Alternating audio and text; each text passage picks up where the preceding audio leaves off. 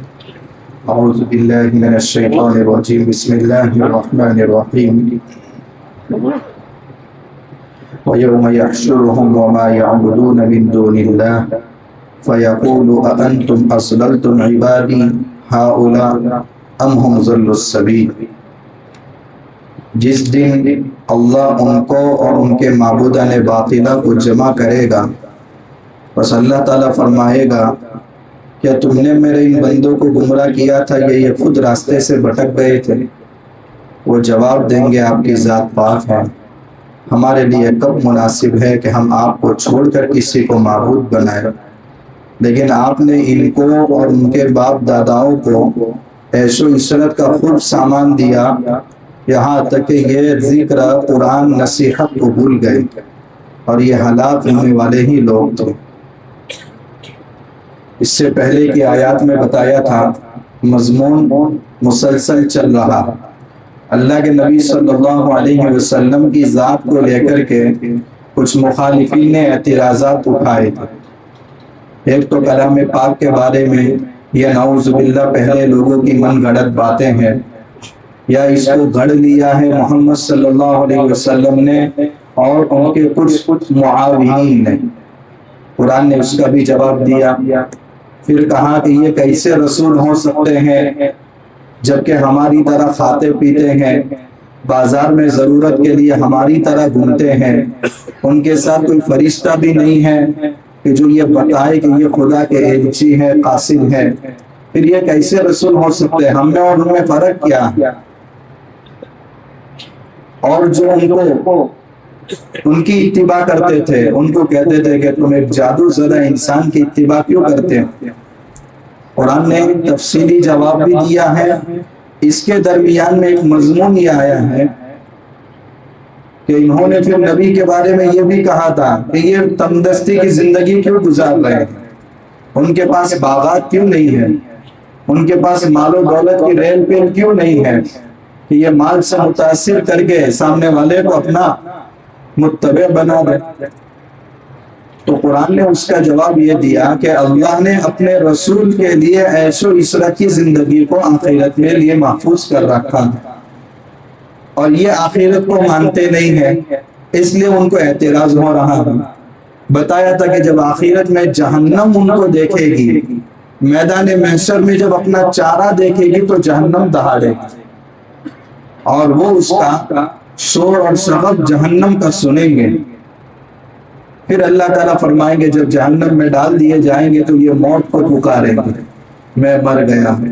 ایک موت کو مت پکارو، بہت ساری موتوں کو پکارو، مگر تمہارا مسئلہ حل ہونے والا نہیں۔ پھر متقیوں کا ذکر کیا کہ متقیوں کا انجام بہتر ہے یا تمہارا انجام، اور متقیوں کا انجام جنت ہے، اور جنت اپنے رب پر ایک ایسا وعدہ ہے جس کی درخواست کی جائے، اور درخواست کرنے کا طریقہ بھی بتایا تھا کہ اللہ تعالیٰ نے قرآن میں درخواست کا طریقہ بھی بتایا ہے، ربنا وآتنا ما وعدتنا علی رسلک ولا تخزنا یوم القیامہ۔ یہ ہر ایمان والے بندے کو اس کی درخواست اللہ سے کرنی چاہیے، تو اللہ ان کو جنت کا مستحق بنائے گا۔ اس کے بعد فرمایا کہ یہ جب کفار ہمارے سامنے قیامت کے دن کھڑے ہوں گے تو ان کو سنانے کے لیے جن کو یہ پوچھتے تھے، جن کی اپنی حاجات جن کے سامنے رکھتے تھے، ان سب کو قیامت کے دن ان کے سامنے بلائے، وہی دیوی دیوتاؤں کو بلائیں گے، اور اللہ تعالیٰ ان سے سوال کریں گے ان لوگوں کو بھٹکایا تم نے ہے یا یہ خود اپنے اختیار سے بھٹکے ہیں؟ اب سوال ایک دیوی دیوتا وہ بات کیسے کریں گے، دنیا میں ہی نہیں بات کرتے، تو اللہ کے لیے کیا مشکل ہے، واللہ علی کل شیء قدیر۔ پھر یہاں یہ سوال ہوتا ہے کہ اللہ تعالیٰ نے فرمایا قرآن میں زبان پر مہر لگا دیں گے، ان کے ہاتھ پاؤں ہم سے بات کریں گے، تو ہاتھ پاؤں کیسے بات کریں گے؟ بھئی انطقنا اللہ انطق کل شیء، جس نے زبان میں قوت گویائی رکھ دی وہ ہر عضو میں قوت گویائی رکھ سکتا ہے۔ حضرت عامر رحمۃ اللہ علیہ سے ایک غیر مسلم نے یہی سوال کیا تھا کہ یہی بات سمجھ میں نہیں آ رہی، تو حضرت نے فرمایا پورا جسم گوشت سے ملا ہوا ہے، اللہ نے گوشت کے ایک ٹکڑے یعنی زبان کے اندر بولنے کی طاقت رکھ دی، تو کیا اللہ جسم کے دوسرے حصے میں طاقت نہیں رکھ سکتا؟ کیا زبان کو بولنے کے لیے دوسری زبان کی ضرورت پڑتی ہے؟ کیا کان کو سننے کے لیے دوسرے کان کی ضرورت پڑتی ہے؟ نہیں پڑتی۔ تو ایک زبان بولنے کے لیے دوسری زبان کی محتاج نہیں۔ تو اللہ تعالیٰ جو کلام موسیٰ علیہ السلام سے کرتے ہیں، اللہ تعالیٰ جو کلام محمد صلی اللہ علیہ وسلم سے کرتے ہیں، تو اللہ کو زبان کی بھی ضرورت نہیں ہے۔ تو اللہ تعالیٰ انسانی اعضاء کے جسم کی مشابہ بھی نہیں ہے، لیس کمثلہ شیء۔ تو اللہ تو زبان کا بھی محتاج نہیں ہے، اور بات سننے کے لیے بھی زبان کا محتاج نہیں۔ اللہ جس میں قوت گویائی دے دے وہ بولنا شروع کر دے۔ اسی لیے اعضاء کہیں گے، جب انسان کہے گا وَقَالُوا لِجُلُودِهِمْ لِمَ شَهِدتُمْ عَلَيْنَا، کیوں میرے خلاف گواہی دے رہے؟ تمہاری تسکین کے لیے تو میں یہ کام کر رہا تھا۔ تو اعضاء یہی کہیں گے کہ جس نے ہر چیز کو گویائی دی اس نے بھی ہم کو بولنے کی طاقت دی، لیکن اختیار ہمارا نہیں ہے، بلکہ وہی بات بول رہے ہیں ہم جو ہوا ہے۔ سچ سچ سارے اعضاء انسان کے بتا دیں گے۔ تو یہ معبودان باطلہ کو اللہ تعالیٰ ان کے سامنے لائیں گے اور سوال کریں گے کہ ان کو بھٹکایا تم نے ہے یا یہ خود بھٹکے؟ ان کا جواب ہوگا آپ کی ذات پاک ہے، ہمارے لیے کہاں مناسب ہے، ہم نے تو اپنی محتاجگی کا اظہار بھی آپ کے سامنے کیا۔ بہت سارے وہ فرشتے جن کو انہوں نے خدا کی بیٹیاں بنا دیا، یا حضرت عیسیٰ علیہ السلام کو خدا بنا دیا، حضرت عزیر علیہ السلام کو خدا کا بیٹا مان کر خدا کا درجہ دے دیا، یہ سارے تو بولیں گے باری تعالیٰ ہم تو آپ کو معبود مانتے تھے، ہم کیسے ان کو کہہ سکتے ہیں کہ ہم کو معبود بنا لو؟ نہ ہم نے یہ کہا ہے کہ ہم کو معبود بناؤ، نہ ان سے یہ کہا ہے دوسرے کو معبود بناؤ، اور یہ ہم کیسے کر سکتے ہیں؟ ہم نے نہیں کیا۔ یہ لوگ گمراہی میں کیوں پڑے؟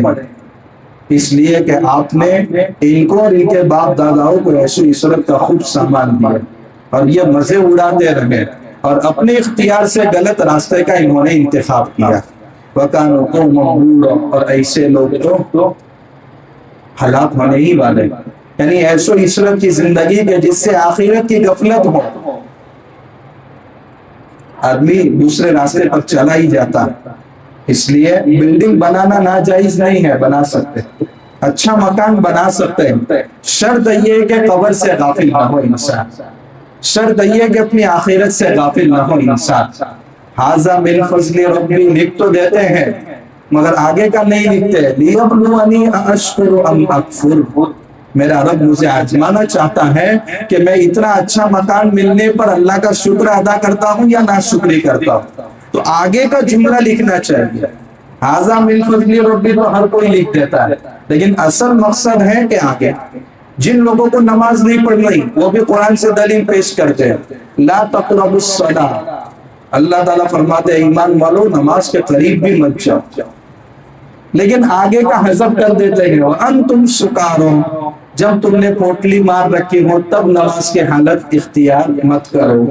تو یہ ایک قید کے ساتھ ہے کہ نماز کب نہیں پڑھنا، یعنی اللہ کے سامنے کھڑے ہوں تو اس حالت میں نہیں کھڑا ہونا چاہیے۔ تو آدھا پڑھتے ہیں اور آدھا چھوڑ دیتے ہیں اور کہتے ہیں ہم قرآن سے دلیل پیش کر رہے ہیں، اس پہ دلیل قرآن سے ہر ایک کو مل جاتی ہے، خود بدلتے نہیں قرآن کو بدل دیتے ہیں، یعنی ایسے بھی لوگ ہیں۔ تو ایک تو قرآن خالی ذہن ہو کر کے پڑھنا چاہیے، اور قرآن جو ایک مسلک قائم کرے اسی پر چلنا چاہیے، نہیں ہے کہ پہلے سے ایک نظریہ قائم کر دے اور قرآن کی آیت کو اسی پر فٹ کرتے ہیں۔ اسی کو شاعر نے کہا خود تو بدلتے نہیں قرآن کو بدل دیتے ہیں۔ یہ وَكَانُوا قَوْمًا بُورًا، ایک لطیفہ یاد آ گیا، جو بوڑھی لوگ ہیں یا بوڑھا ہی بولتا ہے نا ان کو، وہ کہتے ہیں قرآن میں ہمارا ذکر آیا، ہم بہت اچھے لوگ ہیں۔ کہا ہے قرآن میں ذکر، یہ آیت پڑھ دے وَكَانُوا قَوْمًا بُورًا، اور یہ ہلاک ہونے والے لوگ ہیں۔ حالانکہ بوڑھا کا ترجمہ کیا ہو رہا ہے؟ ہلاک ہونے والے لوگ، لیکن یہ خوش ہو رہے ہمارا ذکر قرآن میں آیا ہے۔ وہاں سامنے میمن کھڑا تھا، وہ نے کہنا میرا بھی ذکر ہے، وَأَصْحَابُ الْمَيْمَنَةِ مَا أَصْحَابُ الْمَيْمَنَةِ، تو میمن کا بھی ذکر آیا ہے، تو میں کہاں پیچھے ہوں؟ مومن کھڑا تھا، اس نے کہا میرے بارے میں تو پوری سورہ مومن نازل ہوئی ہے۔ تو ہر ایک ثابت یہ کرنا چاہتا ہے قرآن میں ہمارا ذکر ہے، لیکن اوصاف آدمی نہیں دیکھتا کہ میرے اندر جو اچھے انسان کے اوصاف قرآن میں ہیں وہ میرے اندر ہے کہ نہیں ہے۔ آگے اللہ تعالیٰ فرماتے ہیں دیکھیے انہی معبودوں نے تمہارے بارے میں اپنے ہاتھ اوپر کر دیے کہ ہم نے ان کو گمراہ نہیں کیا، یہ خود بھٹکے ہیں، لہذا آج اپنے اعمال کے تم ہی ذمہ دار ہو، تم نہ اپنے آپ کو عذاب خدا بندی سے بچا سکتے ہو اور نہ کسی کی مدد کر سکتے۔ پھر مضمون کا رخ پھیر کر کے اعتراض کے جواب کی طرف آ گئے۔ وَمَا أَرْسَلْنَا قَبْلَكَ مِنَ الْمُرْسَلِينَ، ایک اعتراض یہ تھا کہ یہ نبی کھاتے کیوں ہیں، پیتے کیوں ہیں، بازار میں گھومتے کیوں ہیں؟ اس کا جواب دیا ہم نے آپ سے پہلے جتنے بھی رسولوں کو بھیجا، یعنی آدم علیہ السلام سے لے کر محمد صلی اللہ علیہ وسلم تک سارے کے سارے انسان تھے، اور انسان کو ضرورت پڑتی ہے کھانے کی، تو سارے انبیاء کھاتے تھے، کسی کو اعتراض نہیں ہوا، تمہیں کیوں اعتراض ہو رہا ہے؟ نہیں، یہ فرشتہ چاہیے۔ اگر اللہ تعالیٰ فرشتے کو بھیج دیتے 24 گھنٹے عبادت میں مشغول رہتا اور کہتا کہ میری طرح عبادت کرو، کیا کر سکتے تھے؟ دوسرا، ایک فرشتے کو دیکھنے کی طاقت ہے؟ ابھی آگے آ رہا ہے، فرشتے آئیں گے آپ کے پاس، لیکن اس وقت کیا حال ہوگا پتہ چلے گا، اس کا بھی جواب آگے دیا جا رہا ہے۔ تو اللہ تعالیٰ فرماتے ہیں ہم نے سارے رسولوں کو بھیجا ہے تو انسان بنا کر۔ دیکھیے ایک مسئلہ ہے عقیدے کا، نور و بشر کا۔ اللہ کے نبی صلی اللہ علیہ وسلم نور تھے کہ بشر تھے؟ خود اللہ کے نبی صلی اللہ علیہ وسلم سے ہی پوچھ لیں، کئی بار آپ نے قرآن میں فرمایا انما انا بشر مثلکم، میں تو تمہاری طرح بشر ہوں، تو حضور تو فرما رہے کہ میں بشر ہوں، لیکن مدعی تلا ہوا ہے، مدعی تو کہہ رہا ہے میں بشر ہوں، اور گواہی دینے والا کہہ رہا ہے نہیں تم نور ہو۔ اس کو کہتے ہیں مدعی سست اور گواہ چست۔ مدعی تو بیچارہ کہہ رہا ہے یہ زمین میری ملکیت کی نہیں ہے، لیکن دو گواہ گواہی دے رہے کہ نہیں تم ہی مالک ہو۔ تو اللہ کے نبی صلی اللہ علیہ وسلم فرما رہے ہیں میں بشر ہوں، اور کئی لوگ کہتے ہیں کہ نہیں آپ نور ہیں، تو یہ حضور کی بات کی مخالفت نہیں ہے تو اور کیا ہے؟ قرآن کی آیت کا انکار نہیں ہے تو کیا ہے؟ تو اللہ کے نبی صلی اللہ علیہ وسلم ذات کے اعتبار سے بشر ہے اور اوصاف کے اعتبار سے نور ہے، لیکن ذات کے اعتبار سے حضور نور نہیں ہے، نور فرشتے، وہ اللہ کی نورانی مخلوق ہے، حضور نور یعنی فرشتے نہیں ہے، وہ انسان ہے۔ اسی لیے تو اعتراض کا جواب حل ہوگا کہ آپ کو کھانے کی ضرورت پڑتی ہے، آپ کو ضرورت کے لیے مارکیٹ جانے کی ضرورت پڑتی ہے۔ وَجَعَلْنَا بَعْضَكُمْ لِبَعْضٍ فِتْنَةً، اللہ نے بشر بنا کر کے انبیاء کو کیوں بھیجا، اس کا آگے اس کی حکمت بیان فرما رہے ہم نے تم میں کے بعض کو بعض کے لیے آزمائش کا ذریعہ بنا، بشر بن کر کے رسول آئے تو ان کے لیے رکاوٹ بن گئے۔ اب یہ حضور کو ماننے کو تیار نہیں، کیوں؟ آپ انسان بن کر کیوں آئے؟ تو یہ بھی آزمائش میں پڑ گئے، اور ایمان والے بھی آزمائش میں پڑ گئے کہ ایمان والوں پر جو جملے کسے جاتے ہیں کہ کیسے رسول کی اتباع کرتے ہو، تو ان جملے پر تم صبر کرتے ہو یا نہیں، یہ تمہارے لیے آزمائش ہے۔ اتصبرون، کیا تم صبر کرو گے؟ تو تمہارا صبر بھی اللہ تعالیٰ دیکھ رہے ہیں، اور ان کا قریب نہ آنا یہ بھی اللہ تعالیٰ دیکھ رہے ہیں۔ وَكَانَ رَبُّكَ بَصِيرًا، اور آپ کا رب بہت دیکھنے والا، ایک ایک چیز کو دیکھ رہا۔ آگے پھر دوسرے سوال کا جواب دیا، جو ہماری ملاقات کی امید نہیں رکھتے وہ یہ کہتے ہمارے اوپر فرشتے کیوں نہیں اترتے؟ اگر ہمارے پاس فرشتہ اترتا اور کہتا کہ یہ اللہ کے رسول ہیں تو ہم تسلیم کر لیتے۔ مان لیا جائے اگر دنیا کے سارے انسانوں پر فرشتے آتے تو سب پر وحی آتی، اور سب پر وحی آتی تو سب کے سب کیا بن جاتے؟ رسول بن جاتے، سب کے سب نبی بن جاتے، تو اپنی دعوت کس کو پیش کرتے؟ تو یہ آزمائش گاہ ہونا ہی ختم ہو جاتا۔ ہر ایک رسول ہے، ہر ایک اپنی رسالت کا دعویٰ کر رہا ہے، تو ان کی رسالت پر ایمان لائے تو کون لائے؟ اس لیے ہر ایک کے پاس فرشتہ نہیں آتا، لیکن آئے گا۔ رحمت کے فرشتے بھی آئیں گے اور زحمت کے فرشتے بھی آئیں گے، اور انکار کرنے والوں کے پاس کون سے فرشتے آئیں گے؟ جو برابر سر میں بجاتے ہیں وہ آئیں گے فرشتے۔ آگے قرآن کہہ رہا ہے او نرا ربنا، یہ لوگ یہ اپنے دل میں کہہ رہے ہیں ہم اپنے رب کو دیکھ کیوں نہیں پا رہے؟ اللہ تعالیٰ فرماتے ہیں لقد استکبروا فی انفسہم، اتنا قد بڑھا دیا ہے تم نے کہ تمہارے اوپر فرشتہ اترے، یہ منہ اور مسور کی دال، یعنی قابل ہے مسور کی دال کا، اور مانگ کیا رہا ہے؟ بڑی ڈش مانگ رہا ہے۔ تو یہ منہ اور مسور کی دال، قد ہے بہت چھوٹا، اور کہہ رہا ہے کہ میرے اوپر فرشتہ آنا چاہیے یا میں خدا کو دیکھوں تبھی مانگوں۔ اللہ تعالیٰ فرماتا ہے یہ دل میں اپنے آپ کو بہت بڑا سمجھ رہا ہے، اپنا قد بڑا دیا ہے، وَعَتَوْا عُتُوًّا كَبِيرًا، اور انہوں نے بہت ظلم کی بات اور سرکشی کی بات کہی ہے۔ یوم یرون الملائکہ، جس دن یہ لوگ فرشتوں کو دیکھ لیں گے تو یہ تمنا کریں گے کاش ہمارے ان فرشتوں کے درمیان بہت بڑی آڑ ہو جاتی اور ہم ان سے بچا لیے جاتے۔ تب کہنا فرشتے آئے ہیں، ہم نے مطالبہ کیا تھا۔ تب فرشتے رحمت لے کر نہیں آئیں گے، زحمت لے کر کے آئیں گے، اور پناہ مانگو گے، خدا کی پناہ، خدا کی پناہ، وَيَقُولُونَ حِجْرًا مَحْجُورًا، بڑی رکاوٹ ہو جاتی اور ہم فرشتوں کو دیکھ نہ پاتے تو کتنا اچھا تھا۔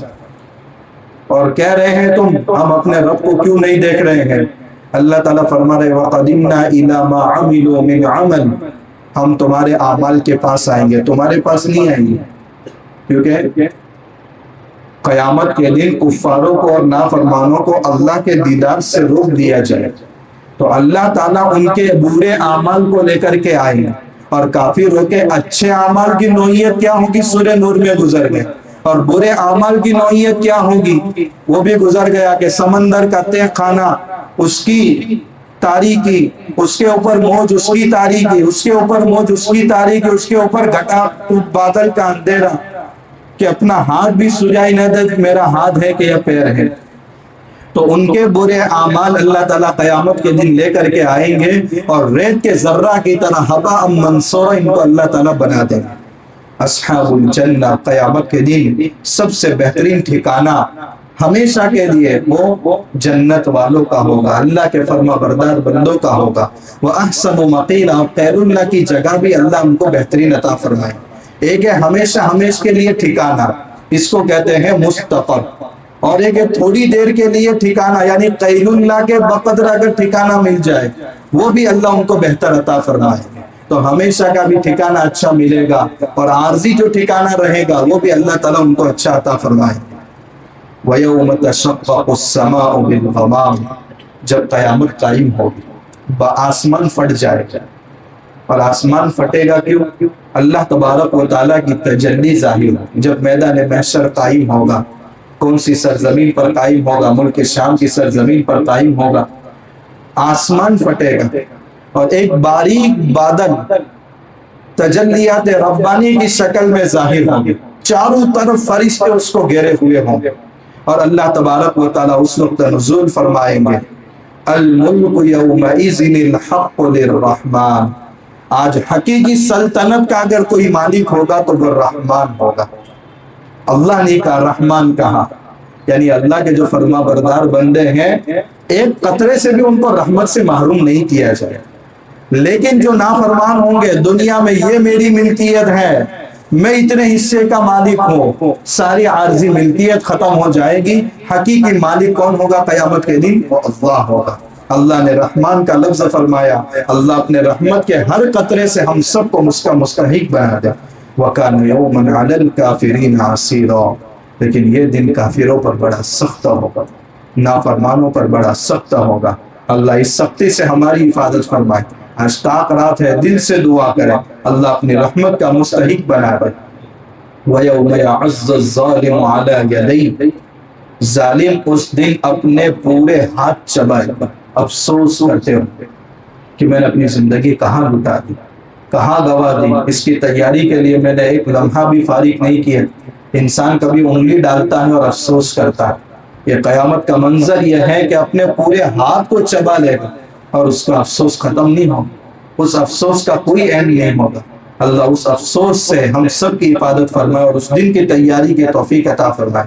یقول یا لیتنی، کہے گا کاش میں رسول کا راستہ اپنا لیتا تو کتنا اچھا۔ اس لیے اللہ کے نبی صلی اللہ علیہ وسلم کی ایک ایک سنتوں کو اپنی زندگی کے اندر داخل کرو۔ مغربی تہذیب سے بالکل متاثر مت ہو۔ صحابہ کرام کو اللہ نے عزت دی ہے تو حضور کی سنتوں کے اتباع کی وجہ سے۔ اس پر مستقل بات بھی ہو گئی تھی۔ اللہ کے نبی صلی اللہ علیہ وسلم کی ایک سنت ہمارے لیے عزت کا ذریعہ. حضرت عامر ابن ربعی رضی اللہ تعالیٰ عنہ گئے ہیں فارس کے بادشاہ کے پاس مذاکرے کے لیے، اور کپڑے پھٹے پرانے ہیں، تلوار ایسی نیچے لٹک رہی ہے کہ قالین کو چیر رہے ہیں، اور جب دربار میں بیٹھے ہیں تو کھاتے وقت لقمہ گر گیا اور وہ اٹھا کر کھا رہے ہیں، تو سامنے والا کوہنی مان رہا ہے کہ کس کے دربار میں بیٹھ کر کے آپ یہ کر رہے حرکت. کیا جملہ تھا؟ اتترک سنت رسول اللہ صلی اللہ علیہ وسلم لہؤلاء الحمقاء، ان بے وقوفی کی وجہ سے حضور کا میں طریقہ چھوڑ دوں. یعنی بادشاہ کے دربار میں جانے کے بعد بھی جہاں یہ طریقہ اپنانے کے بعد سارے مذاکرات رک سکتے ہیں، اور روک بھی دیے. جب حاجب اور دربان نے ان کو گیٹ پر روک دیا تھا، دو صحابہ کو، کہ اس لباس میں آپ بادشاہ کی ملاقات نہیں کر سکتے، ہمارے دربار کی مخصوص وردی ہے، اگر آپ یہ پہنتے ہیں تب اندر انٹری ملے گی. فرمایا اسی لباس میں اگر بادشاہ چاہتا ہے تو آنے کو تیار ہے، ورنہ مذاکرے کی ضرورت نہیں. وہ اندر لے کر کے گیا اور بادشاہ سے کہا کہ یہ اسی لباس میں آنے کو تیار ہے، اپنا لباس پہننے کو تیار نہیں. بادشاہ نے کہا بلا لو ان کو. بلایا تو بادشاہ کے دربار میں جانے کا طریقہ ایک سجدے میں جاتے ہیں، انہوں نے سجدہ نہیں کیا تو سب نے کہا یہ تو بادشاہ کی ناموسی ہو گئی. تو بادشاہ نے کہا کہ ٹوکرے میں مٹی بھر کر کے ان کے سر پر رکھو. ٹوکرے میں مٹی بھر کر کے ان کے سر پر رکھی، اور یہ دونوں وہ مٹی لے کے نکل گئے. کافر لوگ توہم پرست ہوتے ہیں، انہوں نے اشارہ کیا تھا یہ مٹی ہمارے سر پر نہیں رکھی ہے، یہ اپنی سرزمین ہمارے کنٹرول میں آپ نے دے دی ہے. تو دوڑایا مگر یہ ہاتھ میں نہیں آئی، اور بعد میں ایران فتح ہوا.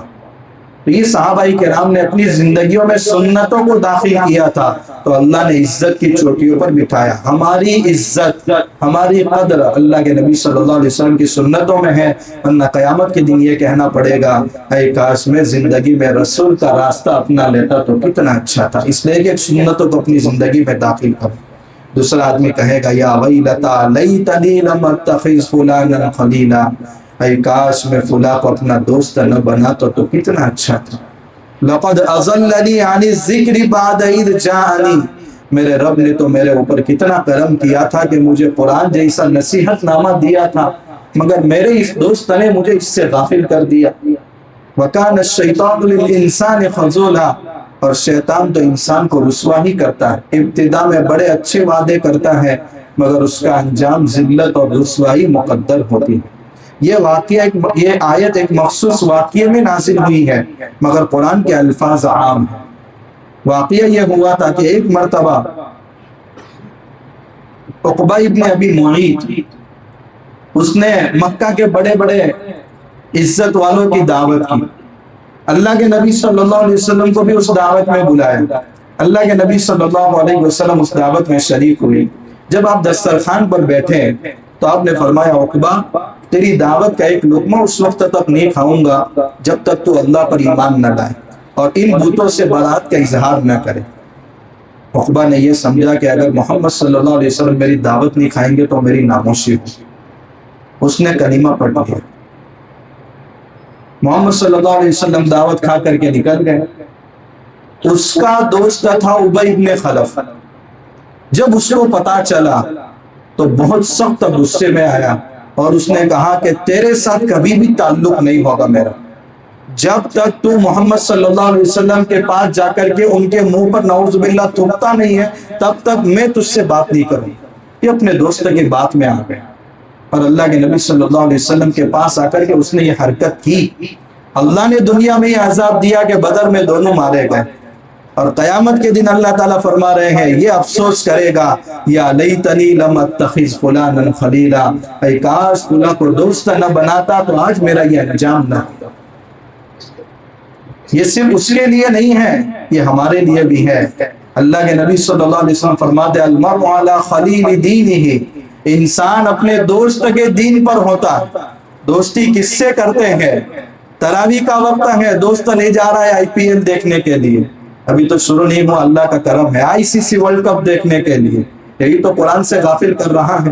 قیامت کے دن افسوس کے ساتھ کہنا پڑے گا کاش فلاں کو دوست نہ بناتا تو کتنا اچھا تھا، جس نے مجھے قرآن سیکھنے سے محروم کر دیا، جس نے مجھے تراویح سے محروم کر دیا، جس نے مجھے روزوں سے محروم کر دیا، جس نے مجھے نیکیوں سے محروم کر دیا، کاش خدا کو دوست نہ بناتا تو کتنا اچھا۔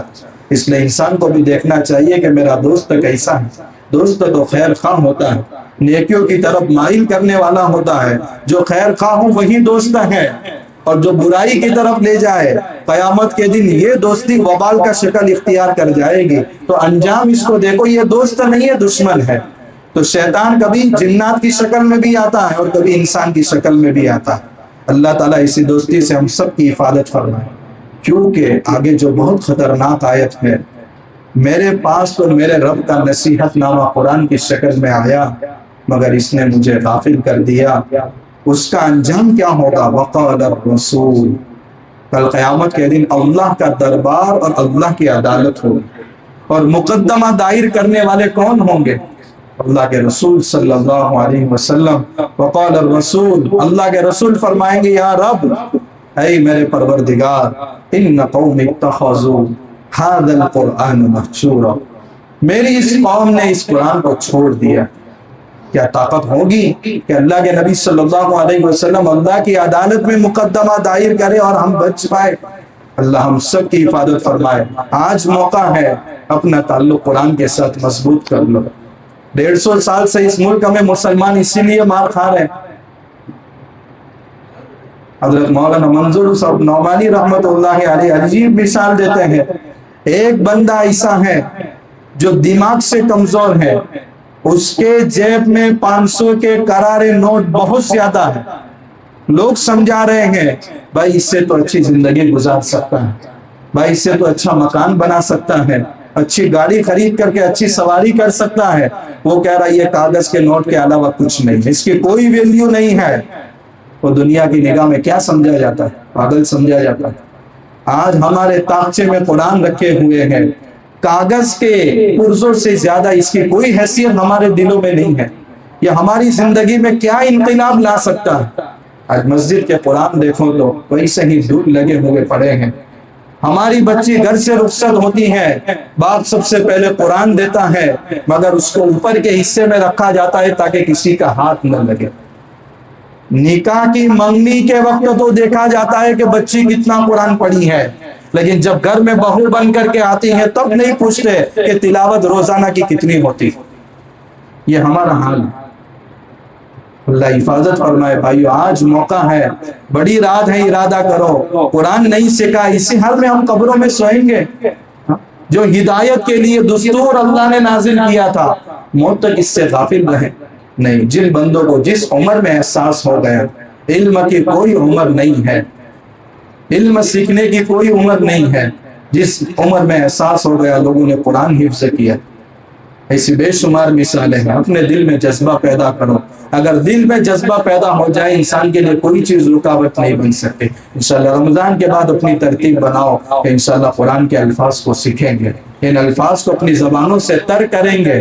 موبائل کو جو وقت دے رہے ہیں، بہت سارے آزار ہمارے یہ ہے، ہمارا ٹیوشن ہے، ہمارا یہ مشغلہ ہے، موبائل کو آپ جو وقت دے رہے ہیں وہ وقت اللہ کے کلام کو دے رہے، آپ کی زندگیوں میں بہت زیادہ تبدیلی آئے گی۔ یہ زبانیں دنیا کی باتوں سے لبریز ہے، کب اللہ سے بات کرنے والی یہ زبان بن جائے۔ اور اللہ کے رسول صلی اللہ علیہ وسلم جس دن مقدمہ دائر کریں گے ہمارا بچہ اسی شکل میں ہوگا۔ ان قوم اتخذوا هذا القرآن مہجورا، میری اس قوم نے میرے قرآن کو چھوڑ دیا تھا، کہیں ایسا نہ ہو کہ میرا شمار بھی ان پہ ہو۔ اللہ حفاظت فرمائے، حقیقی معنوں میں اس کتاب کے قدردانی کی توفیق عطا فرمائے۔ آگے اللہ کے نبی صلی اللہ علیہ وسلم کو تسلی دی گئی ہے کہ یہ مخالفین آپ پر جو بھی اعتراضات کرتے ہیں تو یاد رکھے وَكَذَلِكَ جَعَلْنَا لِكُلِّ نَبِيٍّ عَدُوًّا مِّنَ الْمُجْرِمِينَ، ہم نے ہر نبی کا مجرموں میں سے دشمن بنایا۔ یعنی یہ نظام چلا آ رہا ہے، ہر نبی کا مخالف ہوتا تھا، ہر نبی کا حاسد ہوتا تھا، ہر نبی کے ساتھ یہ ہوا، اس لیے یہ آپ کے ساتھ کوئی نئی بات نہیں ہے۔ باقی جو آپ کے موافقین ہیں اور آپ پر ایمان لاتے ہیں، آپ کے طریقوں کو اپنی زندگیوں میں داخل کرتے ہیں، رب انہیں بھی جانتا ہے، اور کون کتنی مخالفت پر اترتا ہے اور آپ کے دلوں کو کتنا تنگ کرتا ہے رب ان کو بھی جانتا ہے۔ وَكَفَى بِرَبِّكَ هَادِيًا وَنَصِيرًا، آپ کا رب ان کو مزید ہدایت دے گا جو ہدایت پر آ چکے ہیں، اور جو مخالفین اور مزید مخالفت پر تلے ہوئے ہیں تو آپ کا رب آپ کی مدد کرنے کے لیے کافی ہے، آپ کو کسی اور کی مدد کی ضرورت نہیں ہے۔ آگے کی جو آیات پر اعتراض ہے انشاءاللہ اس کا ذکر کل کریں گے۔ 5 منٹ ہے۔